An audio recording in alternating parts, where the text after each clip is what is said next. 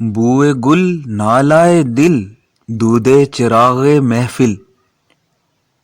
جو تیری بزم سے نکلا سو پریشان نکلا۔ مرزا اسداللہ خان غالب کے اس شعر کا مختصر مفہوم یہ ہے کہ محبوب کی بزم سے اگر پھول کی خوشبو ہو، دل کی آہ و فریاد ہو، یا محبوب کی محفل کو روشن کرنے والے چراغ کا دھواں ہو، جو بھی محبوب کی بزم سے نکلا وہ منتشر اور بکھری ہوئی حالت میں تھا اور اس کو سمیٹنا ناممکن تھا۔ دوسرا مختصر مفہوم یہ ہو سکتا ہے کہ محبوب کی خوبصورتی اور رعنائی اتنی ہے کہ اس کی سجی ہوئی بزم سے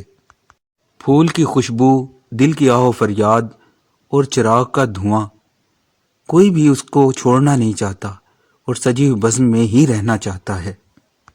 اس لیے ان میں سے جس نے بھی محبوب کی بزم کو چھوڑا وہ پریشان حالت میں تھا۔